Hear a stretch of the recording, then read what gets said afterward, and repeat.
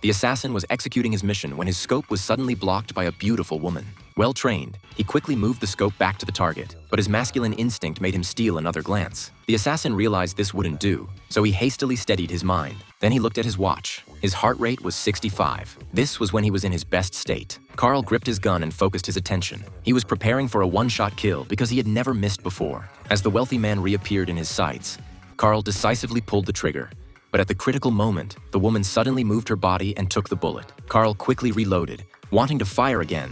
But the bodyguards had discovered his shooting position and swiftly pulled the curtains. The best sniper usually only has one chance. Carl withdrew his gun and picked up the trash on the ground. Then he put on his helmet and quickly went downstairs, got on the electric scooter parked at the door. By the time police cars arrived with sirens blaring, Carl had already driven out on a side road. He then discarded the magazine, dumped the equipment, and took alleys to avoid police cars before casually throwing the helmet into the river. The tools of the crime were now cleanly disposed of. Afterwards, he arrived at a convenience store. Using the opportunity of going to the restroom, he quickly took off his clothes and washed his body. Being detail-oriented, he even carefully shaved his beard. When leaving, he sprayed a large amount of perfume. With everything properly handled, he walked out cleanly and neatly. After hailing a taxi, Carl headed straight to the airport. Before entering the airport, he took out his defensive pistol, wiped off the fingerprints, and quietly tossed it in the trash can. But when going through security, he noticed a police dog staring at him.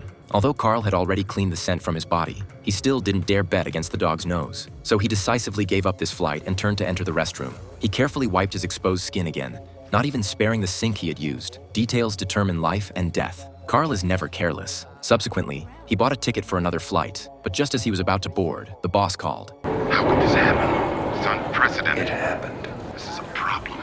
Obviously, it's a fucking problem, to say the least. Carl was very clear. When assassinating a heavyweight target, if it fails, the assassin is sometimes silenced. So now he might be hunted on two fronts. After hanging up, Carl pulled out the SIM card and crushed the phone to prevent being tracked. But even so, Carl didn't relax after boarding the plane. He constantly paid attention to his surroundings and noticed a man in sunglasses who seemed to be monitoring him. So as soon as he landed, Carl took out another fake identity and arranged a layover. Coincidentally, the man in sunglasses also arranged a layover, and the two even ran into each other in the same waiting area. Carl sounded the alarm in his heart. This person was very likely following him. Carl dared not take the risk. He immediately changed his flight to early the next morning and stayed at the airport hotel. He even ordered dinner. Only after confirming it was the waiter did Carl cautiously stand to the side of the door. But Carl wasn't really hungry. He needed some weapons. He placed the glass on top of the door handle and put the plate close to the door. This way, when the door is pushed open, the glass would clink against the plate and make a sound. Carl then took the dinner knife, sat in the chair opposite, and turned off the lights. Fortunately, the night passed peacefully. The man in sunglasses didn't appear again.